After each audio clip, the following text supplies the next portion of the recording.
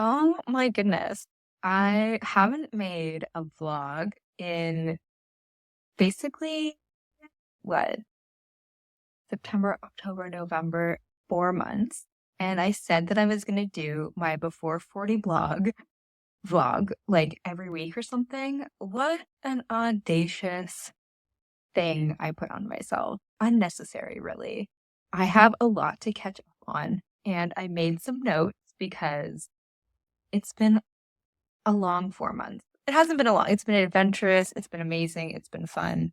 And so the last time you saw me, I was at Business Mastery in August with Tony Robbins, and it really opened up my mind, opened up my eyes, opened up my wallet to how much potential is in this tiny little finger of mine that I haven't even been utilizing yet. I'll link the video here if you haven't watched it. If you're interested in learning more about Tony Robbins and Business Mastery, I'll put it here.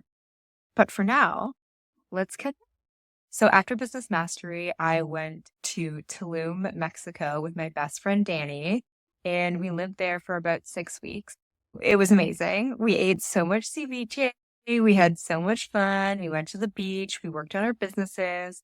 And to be honest, like I thought it was going to be, I don't know, I thought there was going to be a lot more stuff going on. I thought that we would be going out and meeting people. But to be honest, Tulum, I guess it was like a slow season, but it was quite quiet. I was like, I want to go out and do karaoke. And we went there and nobody was there. It was awkward. So yeah, it was actually really nice just to think about business, to go to gym. And I went there with an intention of potentially getting my tattoo covered up. So I've been wanting to get a blackout sleeve for a really long time, and I've been patiently waiting for the right moment, the right opportunity. And then it happened. Everybody in Tulum had the coolest blackout tattoos, and I was so inspired. I was like, this is obviously the place that I should do this.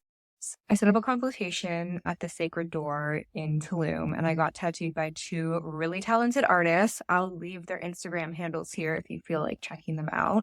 But you can see it's all healed. Look how solid that blackout is. It's incredible. It's so good. I'm obsessed. I had a Cinderella sleeve for almost over 15 years for sure. Like I got it done when I first started tattooing. And I liked it. I did really like it a lot, but I think my aesthetic started changing over time, like it always does. And I really was just called to get one of these blackout sleeves. So this is it. So I went and got my sleeve done, and I had to heal it for 10 days before I could go back and get the black work stuff done. So essentially, most of my trip was dedicated to healing my tattoo, which was like pretty annoying, to be honest, because I had made the decision to either go scuba diving or to go get tattooed. And obviously, the tattoo ended up taking precedence. So I was stuck in our Airbnb for quite a few days, just like working on stuff, working on my online business and healing my arm. My arm was so swollen. I had to keep it above my head because the swelling was so bad. If I had it down or if it was just like hanging out, it would be like throbbing. So yeah, that was a lot to do in one go, but I was so motivated and I did it and I'm so obsessed with it. Like it's so freaking cool. No regrets, but that was what I did mostly in Mexico. Danny and I worked on our businesses. I went to the gym until I got tattooed, and then I basically healed my tattoo for 10 straight days. And then when I got the blackout done, the next day, Danny and I were driving from Tulum to Cancun, and we were going to stay in Cancun for the night because the next day we were both taking our flights. He was going to go to Florida for a conference, and then I was going to go back to Toronto. And we had amazing weather the whole time we were in Tulum. Like a lot of people were saying, you're going during hurricane season, it's not going to be great, but that's why our Airbnb was so cheap. And to be honest, we had great weather the whole time. It rained in the most convenient times, so we were never really like annoyed or mad. And then on the drive from Tulum to Cancun, we were driving through a pretty hectic rainstorm. And Danny was on his phone and he was looking at this conference that he was going to go to. And they were saying that they were going to cancel the conference because of a hurricane. And I was like, what? We might be like driving through that hurricane right now, dude. Like this rain is intense. And so we looked into it, and yes, we were driving at the beginning stages of a hurricane. So that night, so in Cancun, there is like a strip of hotels. So it's like this strip where a lot of the hotel chains are, which is only like a 10-minute drive from the airport. Very convenient. And that's where we ended up going. And I was like, I just want to be on the beach. I want to be able to wake up and go to the beach the next day. And yeah, I mean, we did go to the beach and we watched this hurricane like coming at us, which was probably unsafe, but it was also really beautiful, to be honest. We went out to the water and we looked at the storm and it was crazy windy. And then we're like, okay, maybe we should go get some food. So we go to the 7-Eleven and people are buying up everything. Like people are leaving with like toilet paper and like huge jugs of water. And I was like, this looks like people are preparing for a hurricane. Like I've lived in the Caribbean before, so I know what it looks like when people are preparing to hunker down. And that's what this looks like. So let's get some snacks and get back to the hotel ASAP. And so we did that. We got back to the hotel. And then in the middle of the night, not even in the middle of 5 a.m., Danny gets up and he walks and there's water all over the ground. My bag, my backpack with my laptop, my iPad, and all my notes from Business Mastery were soaked. And luckily, my bag was soaked and the things inside my bag were not. But my notes from Business Mastery, just the bottom part, got wet. So I was like, oh my God, how lucky is that? But there was a hurricane alarm going on and we couldn't believe it. Like, we were actually in the middle of a hurricane.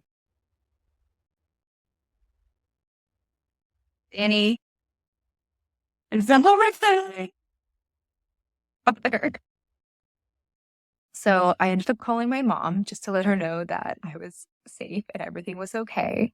And she said, your best bet is to probably just go to the airport because that'll be like a really safe place to be. So we started packing up all of our stuff and we're going out into the hallway. Now we're staying at a hotel that is like an open concept. The hallway is outside. So we go put our bags outside and the wind just freaking takes them down the hall. And we're like, oh my God. And Danny's, no, we gotta turn around. And I was like, this is the moment to go. And so we get in the car, we put all our stuff in the car, and we take off to the airport. So we just had to leave our apartment, well, our hotel, which had flooded completely. There was like Sinead's bags were wet this morning. There was like literally knee deep in water. I'm not even exaggerating.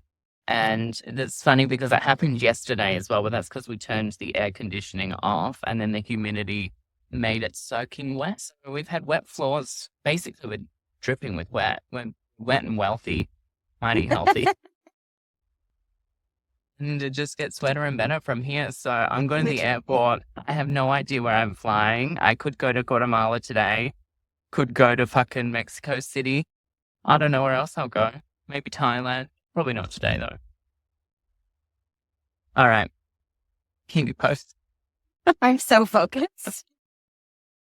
So then we get to the airport and there's nobody there. The Starbucks is open, so we ended up getting a coffee and then they closed down immediately. So great timing on our behalf. But there was like almost nobody there. Danny ends up canceling his trip to Florida. He had already missed his flight at this point. He cancels his trip to Florida because the conference has been canceled and he ends up going to Guatemala. And my flight is completely canceled. So I end up getting on my phone immediately and finding a close hotel that I could go to so I can come back the next day. And it all worked out. The hotel had this amazing co-working area.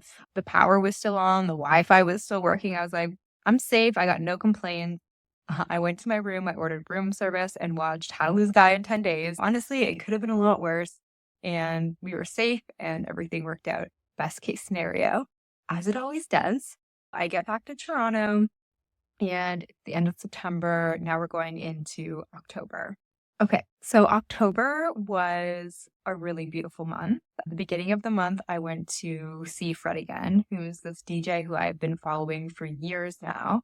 I was actually supposed to see him at a smaller show in Toronto a few years earlier, but I was healing leg tattoos and I was like, the last thing I want to go do is dance to a DJ while I'm healing leg tattoos. Like, terrible idea. So I missed him there, and then it was like 2 years before he came back to Toronto, or before I could see him in Toronto again. So I ended up buying tickets to both shows because this is how much I love him. And so the first night I went, I was in such a great spot. I felt very emotional. I got a little bit teary-eyed, and I had such a great time. And then the next day, I went out with my friend Mark, and we went to this store that sells mushrooms. And so I ended up buying like a package, a little like thing of mushrooms, and did some mushrooms. And it was great because I knew what to expect. I felt very like safe and like in my element, so it was all good. And then I had an amazing time. It was phenomenal. And I had to take the train back to Oakville. So it's great because the venue that we were at, it's this huge venue, which was also disappointing because I could have seen him 2 years earlier in such a smaller, more intimate venue, but I digress. So I'm walking out of the stadium. I had just seen Fred again. I'm hopping on the train, and I get on the train and I have my eyes closed and I just can't stop smiling. Like, I just am so elated. I feel like this childlike joy, and I was like, I'm gonna bottle this up. Like, this is such a good feeling. Like, I never want to forget how good I feel right now. And that was just like a really magical time. And so then from there, October was really busy with tattoos. I was really trying to hustle and save money because I knew that I was going to embark on this new adventure that I'll talk about soon. So I was just hustling and working. And at the end of October, I ended up going to Barbados and meeting up with a friend who I had met in Turks and Caicos a few months earlier. We had a little romantic rendezvous. It was really sweet. And yeah, it was just a really beautiful time. So that was something I'm not going to talk about too much here, but I really enjoyed going to Barbados and having this little getaway for myself. It was really sweet. And so that went from October into November, and I came back and hustled again a little bit longer. And then mid-November, I went to Unleash the Power Within. And Unleash the Power Within is the first event that I paid for with Tony Robbins that really got me into his world, that really got me into experiencing power within. But if you go live, you actually get to walk on fire, which is so freaking cool. So I walked on coals, like hot, burning coals. Okay, wait. So first, actually, let me explain how this happened. So we're directed to take our shoes and our socks off. Let's keep in mind that this is Newark, New Jersey in November. It's not warm. I'm wearing a winter jacket, okay? So we're instructed to take our shoes and socks off, and then we are supposed to walk out of this massive stadium into a parking lot that they have set up like 32 lines of fire in the parking lot. And this big group of people are all like standing around, we're all chanting and screaming. And then you walk up to the fire, and you're not supposed to look down. You're supposed to keep your eyes up, either eyes up or eyes ahead. And you're supposed to say cold moss as you're walking across it. Because you have to say something or you're just going to be like, so because your girl enjoys humor, I was like, I'm going to walk across this like Kate Moss, like a supermodel. So I was like, Kate Moss. And then I get to the other side, and you're supposed to stand on this grass, and a fire team like throws water on your feet, and then you celebrate yourself. But wow, it just goes to show that we really are so much more capable than what we think. Our minds are so powerful, and we can really accomplish and do so much if we just trust in ourselves, which is freaking awesome. So that was a really amazing experience. I enjoyed being at Unleash the Power Within. I learned so much about myself, about my capabilities, about the energy that I can hone in on and cultivate in order to do the hard thing. So then after that, like all of these Tony Robbins experiences, they don't allow for much sleep. So it's pretty intense. So I got, which a lot of people call like the Tony flu, and I was under the weather, and I came home. So I was under the weather and I was on my period. It was a really bad period. I had to do a tribunal with my landlords, my ex-landlords, that has been going on since April of 2022. So 2 years at this point.